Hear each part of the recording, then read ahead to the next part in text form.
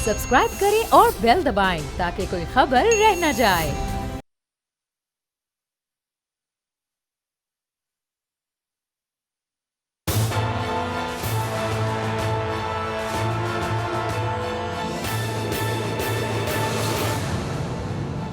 अस्सलाम वालेकुम नाज़रीन, मैं हूं आपका मेज़बान समी इब्राहिम और आप देख रहे हैं प्रोग्राम तज्ज़िया।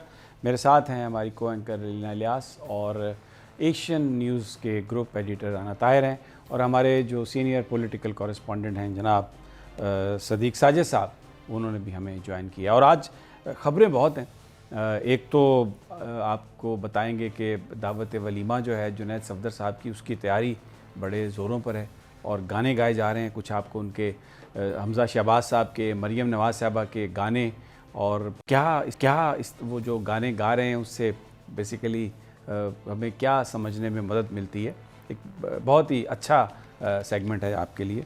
लाहौर का जो इलेक्शन है हल्का 133 का, उसके नतायज पूरे मुल्क में लोग बड़े सरप्राइजिंगली देख रहे हैं। पीपल्स पार्टी का एक बहुत बड़ा कमबैक है, लेकिन नून लीग और पीटीआई उसको डाउन प्ले करने की कोशिश कर रही है। एक और बड़ी पॉलिटिकल डेवलपमेंट है, नून लीग का एक डेलीगेशन जो है वो बाज़ाब्ता तौर पर अगले 1-2 दिनों में परवेज़ इलाही साहब जो मुस्लिम लीग काफ के सदर भी हैं और यानी मरकज़ी रहनुमा हैं और पंजाब असम्बली के स्पीकर भी हैं, उनके साथ मुलाकात करने की तैयारियों में है, ताकि जो बल्दियाती इंतखाबात में कवायद के हवाले से नून लीग ये समझती है कि परवेज़ इलाही साहब से गुफ्तगू हो सकती है और अगर आपस में एक उनका स्टांस हो जाए तो फिर सियासी तौर पर इसका क्या मतलब होगा। बड़ी अहम ये डेवलपमेंट है।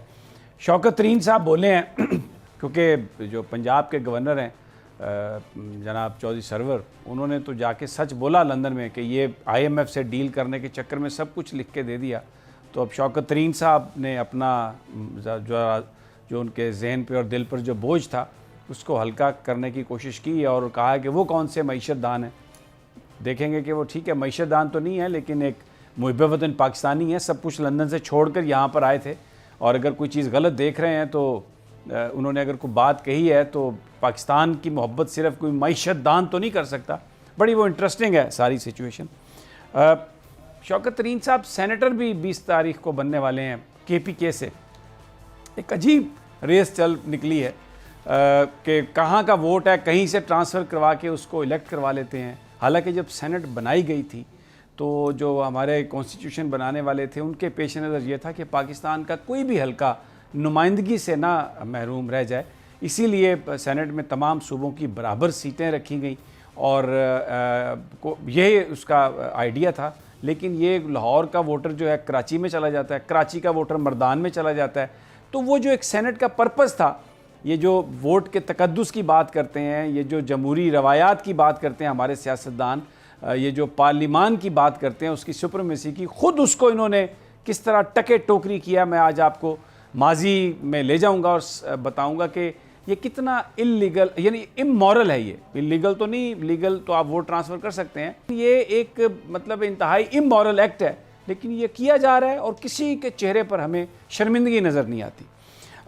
फिर एजाज़ चौधरी साहब की एक इंटरव्यू है, बड़ा वलवला अंगेज़ और बड़ी ज़बरदस्त हिम्मत करके ये जो एक सियालकोट में वाक़या हुआ और उसको बुनियाद बनाकर ये जो सारे खूनी लिबरल्स हैं, ये इस्लाम और जी चेहरा इस्लाम का मस्क हो गया और यानी एक वाक़या है जो काबिल मज़म्मत है और यकीनन जिन्होंने किया कानून के मुताबिक उनसे निपटना चाहिए। किसी को भी ये हक़ नहीं है कि वो कानून को अपने हाथ में ले। बिल्कुल ये सज़ा मिलनी चाहिए जिन्होंने ये किया, लेकिन इसको बुनियाद बना के आप पूरे पाकिस्तान पर इल्ज़ाम लगा दें, इसको बुनियाद बना के आप ये कहें कि हम पता नहीं कहाँ चले गए हैं।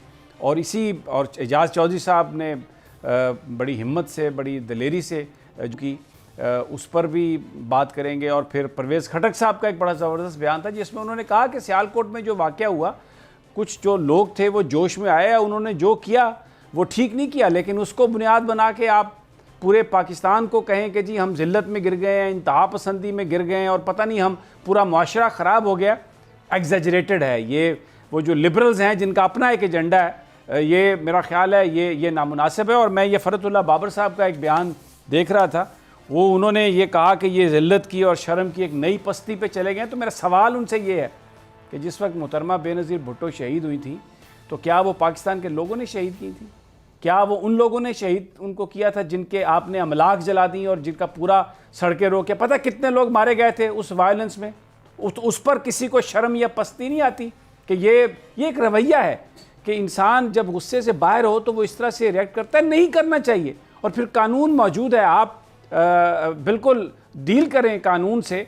और लेकिन एक सवाल तो ये भी उठ रहा है ना, जब फिर रियासत कोई अपने फ़राइज़ ही सर अंजाम नहीं देती, अपना काम ही नहीं पूरा करती, तो फिर लोग अपने तरीके अख्तियार करते हैं जो गलत होते हैं। लेकिन अगर उसके असबाब अगर उस पर काबू पाना है तो उसके असबाब ढूंढने होंगे और फिर एक सही एक उस पर आपको एक्शन लेना होगा। ये सियासी बुनियादों पर अब आपने तहरीक लब्बैक को बुरा भला कहना है क्योंकि वो एक सियासत बनकर सामने आ गए हैं, तो अब आपने पूरा एक सिस्टम, पूरा मीडिया आप इस्तेमाल कर रहे हैं और जो नामूस रिसालत की या नामूस दीन की बात करते हैं उन पर आपने अपना बिल्कुल एक जो तनकीद अनलीश कर दी है पूरी। I think this is also not fair. और फिर जो कौमी असम्बली की कायमा कमेटी है जहाँ पर जावेद लतीफ़ साहब उसके इत्तलात की कमेटी है, उसके सरबराह हैं, बड़ी कोशिश है उनकी अब इस वक्त नून लीग की कि वो बुलाएं साकिब निसार साहब को।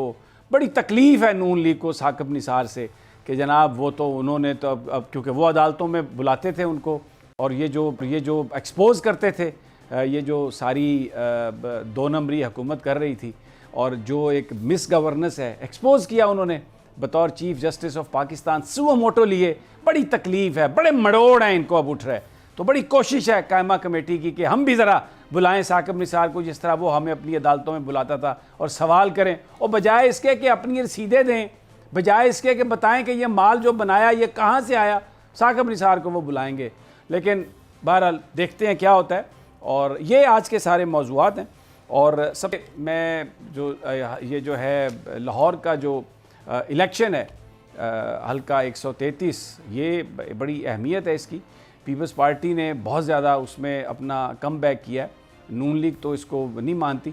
सदीक साजिद साहब, आज PDM का इजलास भी था और वहाँ पर भी वो ठुस हो गए और अब यानी महंगाई आज है और एहतजाज 3.5 महीने बाद होगा 23 मार्च को। और ये जो लाहौर का इलेक्शन है इस हवाले से भी यकीनन गुफ्तगू हुई होगी। कुछ ताज़ा तरीन हमें बताएंगे कि नून लीग और जो दूसरी जमातें अपोजिशन की वो इस हवाले से क्या सोच रही हैं, क्या उनका एनालिसिस है? सीधी सी बात है कि मौलाना फजलुर रहमान भी राम हो गए हैं नवाज शरीफ के हाथों। एक उनको खुश करने के लिए उन्हें लॉन्ग मार्च का कैद और महंगाई मार्च का कर दिया 23 मार्च को। ये मतलब सारा टोपी ड्रामा ही है। जी, फेस सेविंग है, गोंगलुओं से मट्टी झाड़ना इसको कहते हैं। तो वो उन्होंने किया पंजाबी में गोंगलुओं से मौलाना पिछले इजलास में, चूँकि हम उसको कवर करते रहते, पिछले इजलास में बड़े बरम थे जी, कोई बल्दियाती इंतखाब में हिस्सा नहीं लेगा। आज उन्होंने इतना बड़ा यू टर्न लिया, उन्होंने कहा जी हम बल्दियाती इंतखाब में हिस्सा भी ले रहे हैं, क्योंकि नून लीग ने इनकार कर दिया था उनकी ये बात मानने से। और फिर जो आपने बात की लाहौर के हल्के के हवाले से, बिल्कुल आज उस पर बात हुई है। नून लीग को शुरू में तो मुबारकबाद दी गई है, नवाज शरीफ ने जो तकरीर की है, शहबाज शरीफ को भी मुबारकबाद दी है मौलाना फजलुर रहमान ने। तो उन्होंने कहा जी देखें किस चीज़ की मुबारकबाद दी है कि कामयाबी से 45,000 वोट रहे, कामयाबी की मुबारकबाद। किस चीज़ की कामयाबी है? 90,000 से वोट आ गए आपके 46,000। उसका जवाब ये कहा जी ज़िमनी इंतखाब में इतने ही वोट पड़ते हैं। फिर ये भी कहा कि हमने जलसा करना था, वो हम नहीं कर सके। लाहौर का आपको पता है ये जलसा इन्होंने अनाउंस किया हुआ था और ये कहता रहा मौलाना फजलुर रहमान, लेकिन इन्होंने वो जलसा नहीं किया क्योंकि मौलाना की राय थी कि लाहौर का जलसे को बुनियाद बनाकर हम चलें लॉन्ग मार्च करते हुए इस्लामाबाद। लेकर ये क्योंकि करना नहीं चाहते नून लीग वाले, वो मामला फिर मफामत के ख़राब होते हैं। आप वो फुटेज देखें ना आज शहबाज शरीफ साहब की, तो आपको उनकी बॉडी लैंग्वेज का अंदाज़ा जो है वो हो जाएगा।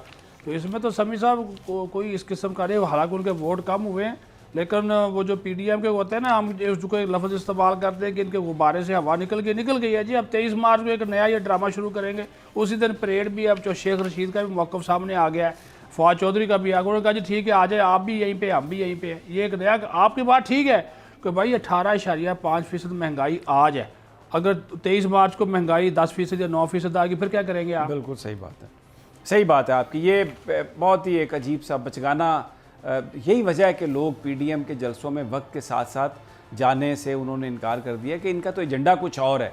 ये ब्लैकमेल जब करना हो तो ज़्यादा ज़ोर शोर से आ जाते हैं और जब ब्लैकमेल ना करना हो तो सेल्फ इम्पोज पाबंदी भी मरियम नवाज साहबा लगा लेती हैं कि बच्चे का वलीमा है तो इसलिए 15 दिन तो मैं कोई बात नहीं करूंगी, जब ना बोलना हो, कुछ उनको एहसास हो रहा हो। अच्छा, मैं आपको ना उस पाबंदी में बहुत कुछ बोल रही है, बल्कि गा रही हैं। बिल्कुल बिल्कुल। जी राना साहब, आप कुछ कहना चाहते हैं? फिर मैं गाने सुनवाना चाहता हूँ मरियम नवाज साहबा के और हमजा सफदर नहीं, मरियम सफदर और हमजा शरीफ साहब के। जी समी साहब, बड़ी दिलचस्प बात यह है कि ये ना कि देखें किस ढटाई से नून लीग वाले जो हैं वो NA 133 के नताइज पर तबसरे कर रहे हैं। हाँ। और वो हमारे दोस्त ख्वाजा साद रफ़ीक साहब ने तो देखे ना कि इतने वोट खरीदे गए, इतने PTI के थे, इतने अवामी तहरीक के थे। यानी बात सीधी है कि 90,000 वोट था जो मरहूम परवेज़ मलिक साहब, देखें ये परवेज़ मलिक साहब मुस्लिम लीग नून के MNA समी साहब ज़रूर थे, वो उनका उस हलके में एक अपना ज़ाती असर रसूख भी है।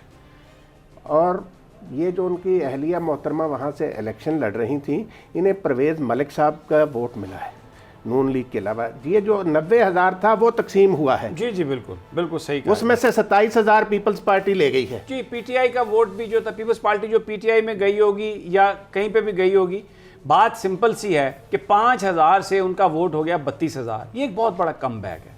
और अभी हम इंतजार कर रहे हैं वो जो जलसा हो रहा है उसमें जरदारी साहब बोलेंगे तो लाइव हम भी कट करेंगे। एक चीज सिर्फ ऐड करूं समी साहब जी, जरदारी साहब का टारगेट था 15,000, लेकिन वो वोट ले गए 32,000। जबरदस्त हो गया। अच्छा, ये इसको अब कल इलेक्शन भी था, लेकिन वो शादी की जो तकरीब है अभी होनी तो 17 दिसंबर को है, वो जो वलीमा है जुनैद सफदर साहब का, लेकिन उसकी जारी है और जो महफिलें हो रही हैं उसमें गाना भी गाया जा रहा है। गाने किस तरह से मतलब मैं आपको सबसे पहले तो मरियम नवाज साहबा का एक गाना सुनवाता हूँ जो उन्होंने गाया उसमें, और वो गाना क्या है, जब कोई बात बिगड़ जाए। बड़ा एक मुल्क की हालात पर भी ज़रा सादक आता है, ज़रा सुनिए। और मरियम साहबा माशाल्लाह शी सिंग्स वेरी वेल, मैंने तो पहली दफ़ा उनकी आवाज़ सुनी है, सुनवाइए जी। अच्छा, गाना तो है फिल्म का, लेकिन तुम साथ देना मेरा हमनवा, साथ मांग रही हैं कि मेरे साथ चलो। ज़ाहिर है इस वक्त एक बयानिए की भी जंग है, बड़ा हालात पर राना साहब या अलीना, अगर आप हालात से जुड़ा हुआ गाना नहीं है ये कि साथ मेरा देना, मेरे साथ आओ, क्योंकि चल तो रहा है ना मामला शहबाज साहब और मरियम बीबी के बीच में। जी राना साहब। समी साहब देखें, बात यह है कि वो तो आपकी बात सही है, चचा भतीजी का भी मामला चल रहा है, दोनों कजन। अच्छा, थोड़ा लाइटर सी बात कीजिएगा, आप बड़े गुस्से में आ जाते हैं। नहीं, ये गाने की हवाले से मैं बात कर रहा हूँ। मैं लाइटर ही बात कर रहा हूँ कि कौम भूख से मर रही है, महंगाई मार्च कर रहे हैं, ये जितना पैसा इस शादी पर लगा रहे हैं वो गरीबों को ही दे देते हैं। इन लोगों को गरीबों से क्या गर्ज है? लाइट सी बात तो ये है कि गरीब आदमी को जितना ये बेवकूफ़ बनाते हैं लीडर, ये शादियाँ इस तरीके से, ये जो है ये सादगी से लोगों को सादगी का दर्स देते हैं कि जी गरीब आदमी तो सादगी से रहे। और ये शादी एक दफ़ा लंदन में हो चुकी है, अब यहाँ पे उसके वलीमे की तैयारियां, और 15 दिन के लिए उन्होंने अपनी सरगर्मियां भी मुअत्तल कर दी। तो ये गाने शाने गा के ये गरीब आवाम के जख्मों पर नमक ही छिड़क रहे हैं ना। सही बात है। अच्छा अलीना, कोई बात बिगड़ जाए तो साथ देना, बड़ा हालात से कोई मिलता जुलता गाना नहीं है। सर देखिए, अब मेरे ख्याल में मरियम नवाज साहबा को इस गाने की ज़रूरत नहीं है, बिकॉज जिस तरह आज अनाउंसमेंट्स हुई हैं, जो मौलाना साहब ने अनाउंसमेंट्स की हैं, और जिस तरीके से सारी PDM जारी है, और जिस तरीके से उनको NA 133 में जो उनको हुई है फतेह हुई है, मेरे ख्याल में ऐसी उनको फिलहाल किसी चीज़ की ज़रूरत नहीं है। लेकिन अब वो ये मैसेज किसी और के लिए है मेरे ख्याल में। अच्छा जी, ये बताइए सदीक साजिद साहब, आप बता दें कि ये जो कह रही हैं कि बात बिगड़ जाए तो बस मेरे साथ हम नवा, तो सब आ जाएंगे, हम नवा बन जाएंगे? मुझे तो लग रहा है बन रहे हैं। बयानिया मरियम का प्रिवेल करेगा। देखें, अब हमजा शहबाज ने भी तो गाना गाया ना उनको साथ, उनके वहाँ पे बैठ गए, तो वो पैगाम तो सबको दे रही है, कुछ नए आने वालों को भी दे रही है, कुछ तब्दीलियां तो कर रही हैं, तो हुई है ना जी। अच्छा, अब हमजा साहब का मैं गाना सुनवा देता हूँ, हो सकता है कैप्टन सफदर को भी पैगाम मिला। अच्छा जी, मैं अब हमजा साहब का गाना है कि हमें तुमसे प्यार कितना ये हम नहीं जानते, मगर जी नहीं सकते तुम्हारे बिना। ज़रा गाना सुने फिर ज़रा इस पर बात करते हैं। भाई अपना सदीक साजिद साहब देखें, वो कह रहे हैं कि हमें तुमसे प्यार कितना ये हम नहीं जानते, और मगर जी नहीं सकते तुम्हारे बिना। अब देखें, मरियम साहबा और नवाज शरीफ साहब का जो नाम है मुस्लिम लीग के लिए, वो तो बहुत ज़बरदस्त है।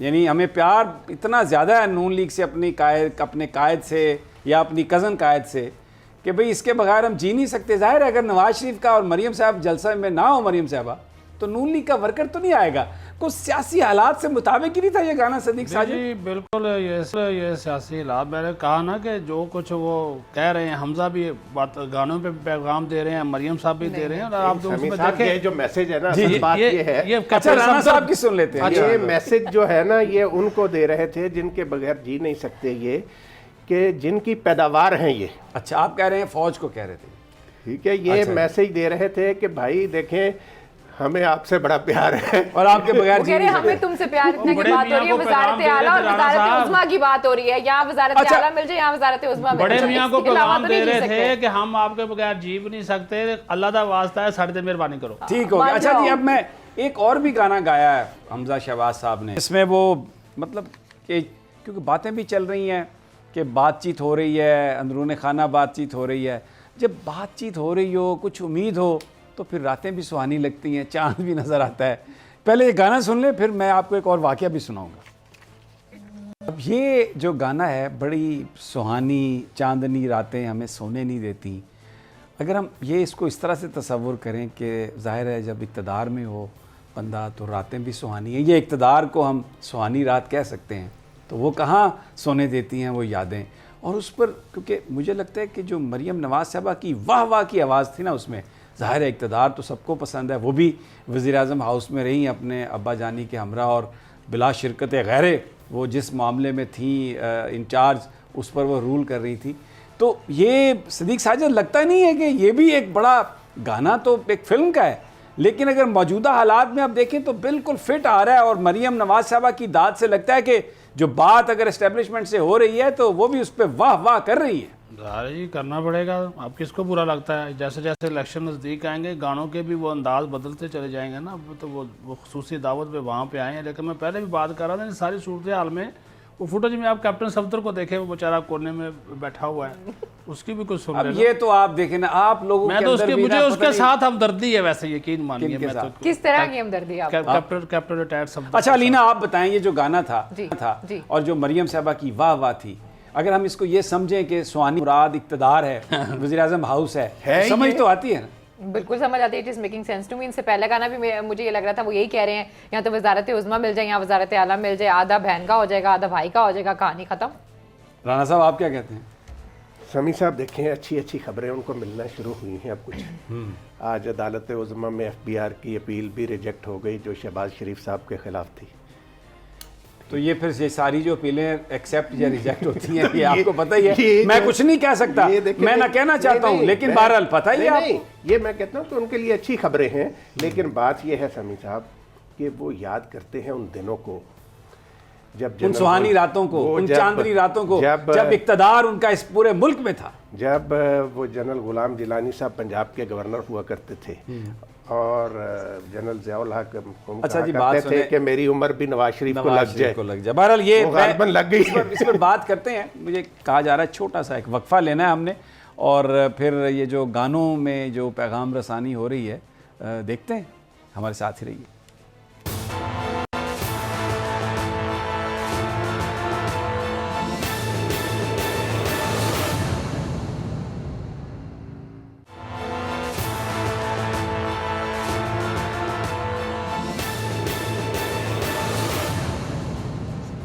वेलकम बैक नाज़रीन। सियासत पर तो हम बात कर ही रहे हैं, लेकिन जो इस वक्त तकरीबात का सिलसिला है जाती उमरा में, जुनैद सफदर का वलीमा, शादी तो उनकी हो चुकी है लंदन में, वलीमा भी वहाँ पर एक हो चुका, लेकिन ज़ाहिर है मरियम नवाज साहबा वहाँ पर नहीं जा सकी थी। और वैसे भी सारी पॉलिटिक्स उनकी और सारा जो सिलसिला है वो पाकिस्तान में है, तो यहाँ पर भी मेहमान हैं, रिश्तेदार हैं, दोस्त हैं, उनको भी इंटरटेन करना है, तो उसके लिए महफिल का अहतमाम है। और रोज़ाना कोई ना कोई महफ़िल होती है जिसमें गायकी कुछ हमने आपको सुनवाई भी, और उसमें जो जिस अंदाज़ में मरियम नवाज साहबा ने गाया, जिस अंदाज़ में हमजा शहबाज साहब ने गाया, तो बिल्कुल या इस जो हम पढ़ते रहे हैं तारीख़ में कि पुराने ज़माने में जो बादशाह थे वो अपने जो बच्चे थे उनको बिल्कुल जब वो हुक्मरानी के लिए उनको तैयार किया जाता था तो हर चीज़ की ट्रेनिंग दी जाती थी, उन्हें तलवार ज़नी भी सिखाई जाती थी और भी बहुत सारी चीज़ें। मौसीकी से भी लगाव बहुत ज़रूरी होता था। तो ये लगता है कि कुछ सही जो सुरीले हैं उनसे ट्रेनिंग ली है हमजा साहब ने और मरियम साहबा ने। और आवाज़ इसमें कोई शक नहीं कि बहुत अच्छी। और इससे पहले लंदन में जब जुनैद सफदर साहब ने गायकी की तो वो भी कमाल की गायकी थी। अच्छा, मियाँ नवाज शरीफ साहब के बारे में भी ये है कि वो भी मौसीकी बड़े शौक़ से सुनते थे, बल्कि वो लाहौर में एक चौक है, यूँ वो बताया जाता है कि वो भी किसी एक उन दिनों ये कहा जाता था कि सिंगर हैं, उनकी वजह से ये सब कुछ किया गया। और एक और भी सदीक साजिद ये भी कहा जाता है, जो लोग मियाँ साहब के नज़दीक रहे ज़्यादा, वो कहते थे कि मियाँ साहब बब्बू बराल को, अमानुल्लाह को और इस तरह के बहुत सारे जो लोग जो गुफ्तगू करते हैं, स्पॉन्टेनियस गुफ्तगू जिसे हम कहते हैं और मज़ाहिया गुफ्तगू, वो उनसे बहुत ज़्यादा उनको पसंद करते थे, उनको अपने पास बिठा के उनसे इस तरह की गुफ्तगू सुनते भी थे। जी, ना सिर्फ नवाज शरीफ बल्कि जो शहबाज शरीफ साहब है उनके भी हिस्से मिजाज बहुत ज़बरदस्त है। ये जो अदाकार है मशहूर सोहेल अहमद खान, वो इस बारे में कई बार सोहेल अजीज़ी, हाँ अजीज़ी, अच्छा, वो कई सोहेल अजीज़ी की तो खैर फिक्रे कमाल के फिक्रे हैं जी, तो क्या काटदार फिक्रे हैं उनके। तो मेरी अमानुल्लाह से एक सेट पे मुलाकात हुई थी, तो उन्होंने मुझे खुद बताया, अल्लाह ताला उनको जन्नत नसीब करे, उन्होंने कहा कि मुझे एक मरतबा मियाँ साहब ने उधर इवेंट में बुलाया, तो वो बातों बातों में ना, तो वो मियाँ साहब को कहा कुछ कोई जुगते सुनाए, तो मैंने एक जुगते सुनाई, तो आगे से मियाँ साहब ने एक जुगत का जवाब दिया। उन्होंने कहा, मैंने उनसे वैसे पूछ लिया, मैंने कहा जी अमानुल्लाह साहब ये कौन सी उन्होंने आपको जुगत की नवाज शरीफ को? तो उन्होंने कहा जी तेरा मुँह इंजा जिमें पाटा पकाना होंदा है जी। तो वो यानी कि उन्होंने बाकायदा, हालांकि वो उस वक्त मनसब पे थे, तो वो जनाब ये देखे ना, अब ये चीज़ें, ये नवाज शरीफ का, अब जो आपने बात की ना, एक तो वो मुगलिया ख़ानदान, आप समझ ना तारीख की आपने बात की है, वो फिर हर किस्म का बंदा फन उन्होंने सीखा हुआ, और इनकी आवाज़, इनकी लय, और जिस तरह, अच्छा ये देखें, एक चीज़ नोट करें, आपने मेरा ख्याल उसको महसूस नहीं किया, जैसे ही हमजा शहबाज ने गाना शुरू किया है, जो तबला नवाज है, जो हारमोनियम वाले जो लोग बैठे, उनकी आंखें उधर हैं, ज़रा दोबारा लगा के बेशक देख ले, वो आंखें उधर हैं, वो उनके साथ लय से लय मिला रहे हैं। ये वो बंदा करता है जिसने सीखा हो। मैं और आप ये काम नहीं कर सकते। नहीं, हम कहाँ कर सकते हैं, हम लोग पढ़ के जुतियां मारने, हमारी ऐसी आवाज़। हाँ जी, तो ये बाकायदा एक और तरबियत का भी होता है, फिर ज़ाहिर है हर गुनगुनाने का रखता है। देखें, अच्छी बात है जो लोग अपनी तकरीबात हैं उनकी खुशियाँ मनाते हैं, लेकिन जो बात राना साहब ने कही ऑन ए सीरियस नोट, जितनी इन लोगों को आसाइशें हैं, जितनी इन लोगों के पास दौलत है, मैं ये सिर्फ शरीफ ख़ानदान का जिक्र नहीं कर रहा, और ना ही कोई मैं इस पर कोई डिस्क्रिमिनेशन है मेरी, सारे जो बड़े अमीर लोग हैं, जो पाकिस्तान में बहुत बड़े बड़े लोग हैं, चाहे सियासत में हैं या सियासत में नहीं, उनकी शादियां ऐसे ही होती हैं।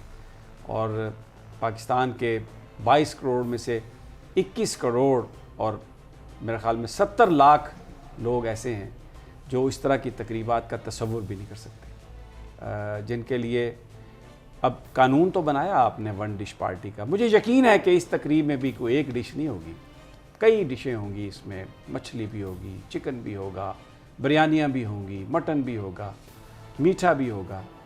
और लेकिन आपको यहाँ पर वर्कर कोई नज़र नहीं आया नून लीग का, वो जो मार खाते हैं, पता नहीं क्या कुछ उनके साथ होता है, जेलों में भी जाते हैं।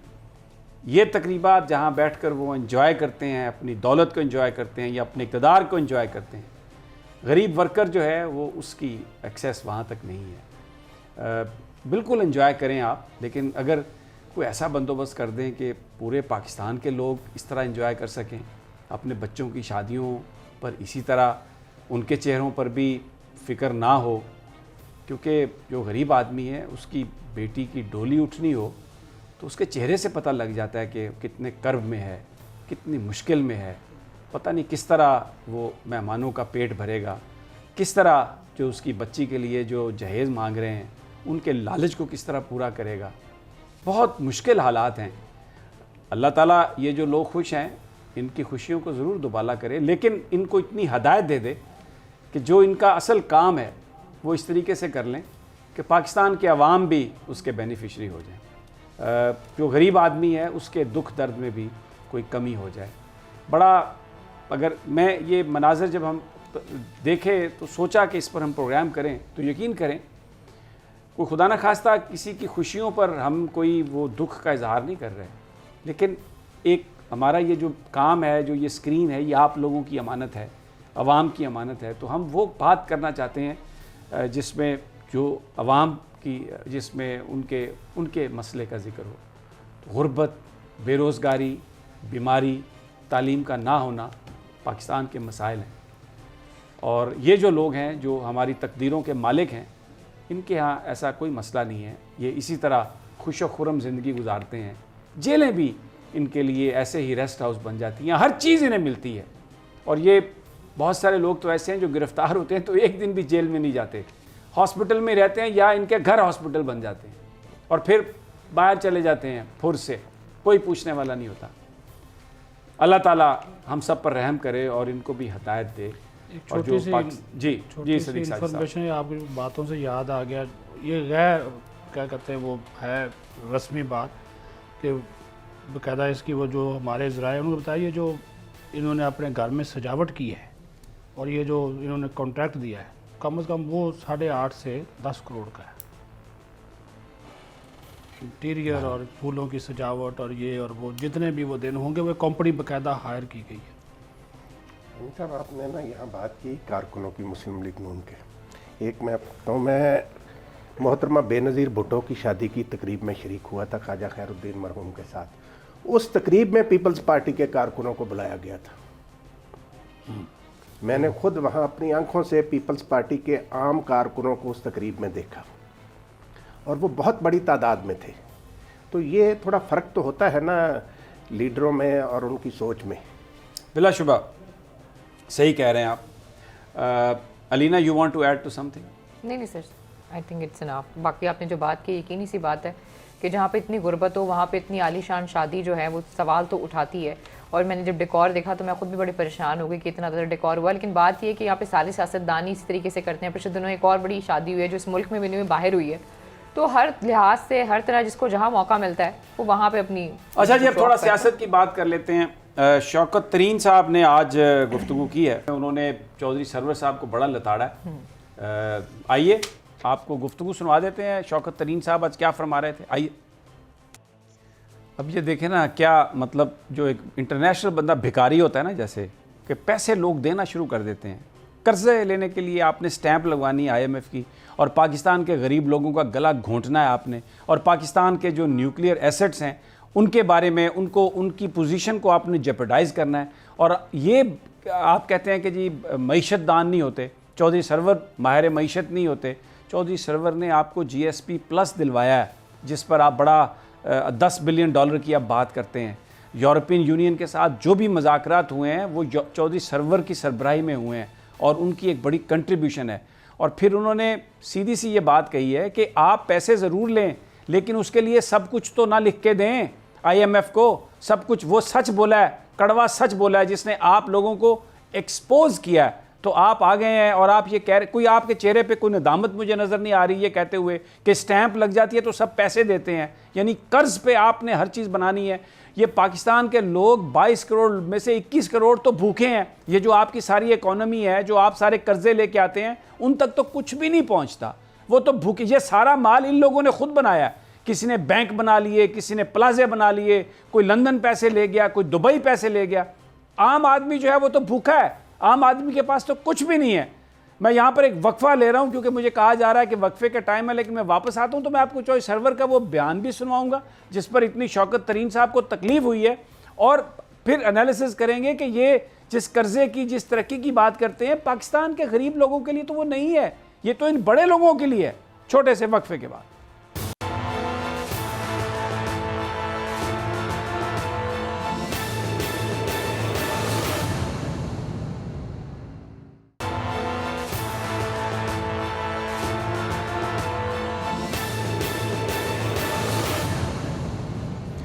वेलकम बैक नाजरीन।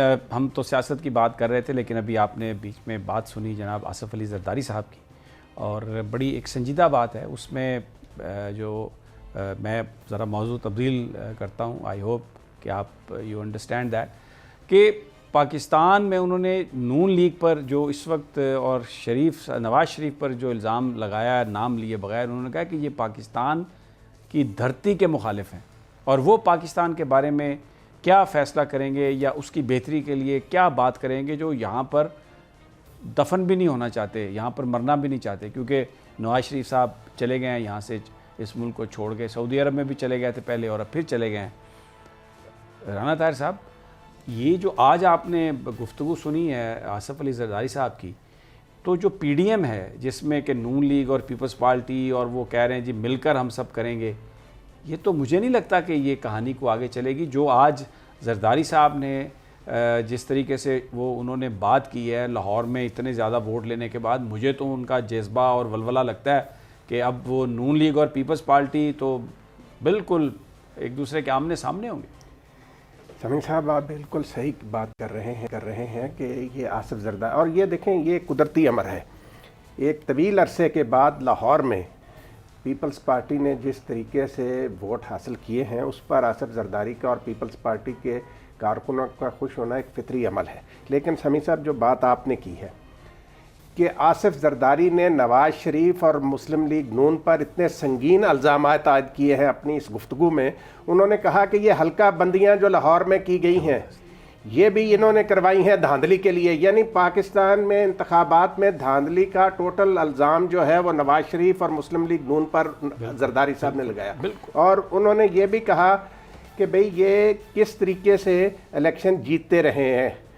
तो आज आसिफ जरदारी साहब की गुफ्तगू के बाद मुत्तहिदा अपोजिशन जो थी उसके तो अपना गुब्बारे से हवा निकल गई। जो शहबाज शरीफ साहब कोशिशें कर रहे थे कि जी अगर पीडीएम में नहीं तो मुत्तहिदा अपोजिशन में साथ लेकर चले, उन्होंने बता दिया कि हमारा टारगेट जो है वो मुस्लिम लीग नून है। आज आसिफ जरदारी ने वाजे कर दिया। दूसरी एक बात जो मुझे सदीक साजिद, आप इस पर कमेंट कर सकते हैं, उन्होंने फैसल मीर का जिक्र किया, नाम लिए, मतलब मीर साहब का, वो फैसल मीर की बात कर रहे थे जो सूबाई असम्बली का इलेक्शन भी लड़ चुके हैं लाहौर से और बहुत ज़बरदस्त वो पीपल्स पार्टी का वो वर्कर हैं। इस पर कोई शक नहीं कि वो बिल्कुल दिन रात पार्टी के लिए लगाता है फैसल मीर। और ये जो 32,000 वोट हैं उसमें उनकी बहुत बड़ी कंट्रीब्यूशन है पुराने वर्कर्स को साथ मिलाने में। लेकिन आसिफ अली जरदारी जो हैं वो रिकग्नाइज़ कर रहे हैं, उनको मानी पहलवान का नाम भी याद है, उन्होंने कहा मानी पहलवान तो बह जा। पीपल्स पार्टी का एक सबसे बड़ा इशू ये था कि जो वर्कर था ग्रास रूट लेवल पे वो लीडरशिप से दूर हो गया था। लेकिन अभी जिस तरीके से असलम गिल को, हालांकि पुराना वो वर्कर है पीपल्स पार्टी का, लेकिन ये वो लोग हैं जो नाराज़ होकर बैठ गए थे, उनको वापस ला के उनको ओहदे दिए, पूरी ये एक तहरीक चलाई वहाँ पर पार्टी को ज़िंदा, और लोगों को सही, जिन लोगों ने काम किया है, जिन लोगों वर्कर्स को ट्रिब्यूट और वर्कर्स के साथ ऐसा नहीं लग रहा कि ये वो एक पुराना ज़माना जिसमें लीडरशिप का वर्कर्स के साथ ताल्लुक़ ऐसे हो कि लोगों के नाम भी याद हों और उनकी कारकर्दगी को भी सराहा जाए। पंजाब में तो ये एक बहुत बड़ा फैक्टर होगा अगर पीपल्स पार्टी रिवाइव करती है तो। जी समीर साहब, और ये बेनज़ीर भुट्टो साहबा जो थी उनमें भी ये खूबी पाई जाती थी, उनको भी वर्कर्स के जो नाम थे याद थे, और जरदारी साहब ने भी आज इस तरह नाम लिया है, आप खुद कह रहे हैं। और ये अच्छी बात है कि जब भी इक़्तिदार में भी आते हैं तो इन लोगों को भूलते नहीं, इनका रख रखाव और इनका मिलना जुलना, जितने भी इनके जो लीडर्स हैं आप देख लें, वो नून लीग से कतई तौर पर वो मुख्तलिफ है। जबकि नवाज शरीफ, आपको याद होगा, लाहौर में एक जगह पे तकरीब थी, वज़ीर आज़म थे, तो एक वर्कर बेचारा अकीदत से उनके हाथ चूमना बड़ी मार पड़ी थी उसको किस तरह उन्होंने मारा था, घसीटा था, और वो जनाब क्या हाल उसका हुआ। तो ये, और फिर एक मरतबा इसी वजह से एक और तकरीब में उनके ऊपर फिर जूता भी उछाला गया। अच्छा, मैं एक और बात, अगर आप मुझे इजाज़त दें अलीना, एक चीज़ हमने ये देखी है कि जब शहबाज साहब तकरीर कर रहे हों, मरियम साहबा तकरीर कर रही हों, नवाज शरीफ साहब भी, तो वो लोगों को कहते हैं खामोश खामोश, बैठ जाएं, एक सेकेंड हमारी बात सुने। यहाँ पर मुसलसल नारे लग रहे थे, मुसलसल डिस्टर्बेंस थी, लेकिन हमने आसिफ अली जरदारी के चेहरे पे एक मुस्कुराहट देखी। और वो उन्होंने अगर मानी पहलवान को कहा कि बैठ जा, तो वो भी हंसते हुए उसे कहा, और मानी तू बैठ जा। और वर्कर्स की किसी नारे पर बीच में, यानी ही वाज, ऐसा लगता था कि वो ज़्यादा इसमें इंटरेस्टेड हैं कि अपने वर्कर्स अपने जज्बात का इजहार करें। तो अलीना, ये एक थोड़ा फ़र्क नहीं है नून लीग और पीपल्स पार्टी की क़यादत में? समीर साहब, अगर आप बिलावल भुट्टो जरदारी साहब को सुने तो वो काफ़ी दफ़ा हमें जलसे जुलूसों में कहते हुए नजर आए हैं कि तरह मुझे बात कंप्लीट करने दें तो उसके बाद मैं बात करता हूँ। देखिए, आसिफ अली जरदारी साहब जो है ना, बहुत ही एक सीनियर सियासतदान है, उन्हें पता है कि उन्होंने सियासत किस तरीके से करनी है। और आज इस मौके पर जो कि NA 133 का इलेक्शन के बाद उनका इस तरीके से आना और इस तरीके से लोगों के साथ इंटरेक्शन करना, वर्कर के साथ इंटरेक्शन करना, मेरे ख्याल में पंजाब के लिए एक बहुत बड़ा मैसेज है इसमें। देखिए, पंजाब में हमारे सामने सूरत हाल है वो ये है कि PTI वहाँ पर हमें अब उस तरीके से नज़र नहीं आती जिस तरीके से उन्हें होना चाहिए। फिर TLP एक बहुत बड़ी ताकत बन के के सामने आ रही है। नून लीग को किस तरीके से वहां पर काउंटर करना है, मेरे ख्याल में इस इलेक्शन के हवाले से जो खबरें छपी हैं वो ये छपी हैं कि पीटीआई और पीपल्स पार्टी ने मिलकर एक दूसरे को बहुत सपोर्ट किया है। अच्छा, तो ये आइंदा आने वाले इलेक्शन के लिए जो लाहे अमल है, जो गठजोड़ है पंजाब में, वो हमें नजर आ रहा है। ऊपर से आपने बताया था परवेज इलाही साहब के साथ शायद कुछ मुलाकातें होने वाली हैं। अच्छा, तो पंजाब बहुत फोकस है। अच्छा सदीक साजिद या राना साहब, कोई भी, वक्त कम है हमारे पास, लेकिन एक और चीज़ मैं देखता हूँ पीटीआई में जो इस वक्त मीडिया पे जो फेसेस हैं, नॉन इलेक्टेड लोग हैं, मतलब पंजाब में हसान खाबर साहब बड़े अच्छे आदमी हैं, पीटीआई से तो कोई ताल्लुक नहीं उनका। इसी तरह शहबाज गिल साहब हैं, वो कोई उनकी अपनी कॉन्स्टिट्यूंसी नहीं है, सिर्फ एक गुफ्तगू है और वो उनको लगाए वो। और फिर वो जो तर्जमानों की एक फ़ौज ज़फ़र मौज है जिसमें बहुत ही नॉन इलेक्टेड किस्म के और ऐसे लोग हैं जो छाता बरदार हैं, मुसल्लत किए गए। पीटीआई के जो असल लोग हैं वो हमें नज़र नहीं आते। तो वर्कर्स के साथ पीटीआई का जो राब्ता है वो यानी लीडरशिप का, वो तो है ही नहीं, वो तो टीवी पर ही है बस, और तो कुछ भी नहीं है। राणा साहब आप फरमा दें। समीर साहब देखें, वर्कर के साथ पीटीआई के जिन लीडरों का राब्ता है वो सेनेटर एजाज चौधरी जैसे लीडर हैं, उनको बुरा भला कह रहे हैं, ठीक है। और वो देखें, वो पुराने सियासी और वो वर्कर है बात एजाज अभी भी चौधरी, नजरियाती कर रहे हैं, अभी भी नजरिए की वो बात कर रहे हैं। नजरियाती वर्कर है पीटीआई के समीर साहब, इसलिए वो एक नजरिए को लेकर आगे बढ़ रहे हैं और इसीलिए उनकी ये जो छाता बरदार है उनकी मुखालफत करते हैं। लेकिन इज्जत उन्हीं की है। मेरे पास वक्त कम है, लेकिन मैं वो जो एजाज चौधरी साहब ने जो गुफ्तगू की ये सियालकोट के साने के हवाले से और टीएलपी के साथ रिजवी साहब को मिलने के हवाले से, एक इंतहाई संजीदा, इंतहाई बेबाक और असूलों पर मबनी उनकी वो गुफ्तगू थी। और उन्होंने बहुत बात जो है बड़ी हिम्मत से कही, और बहुत कम लोगों में इतनी हिम्मत होती है कि वो इस तरह की बात कर सकें, जबकि लीडरशिप और उसके इर्द गिर्द ऐसे लोग हों जो इस तरह की बात को सुनने के लिए भी तैयार ना हो। कल के प्रोग्राम में कोशिश करेंगे कि इस बात का अहाता करें, क्योंकि बहुत बड़ी बात की है ये एजाज चौधरी साहब ने, और परवेज़ खटक साहब ने भी इसी तरह एक बहुत खुलकर बड़ी ज़बरदस्त बात की है। कल इंशाल्लाह मौका मिला तो इन मौज़ूआत पर गुफ्तगू करने की कोशिश करेंगे। इजाज़त दीजिए, अल्लाह निगहबान।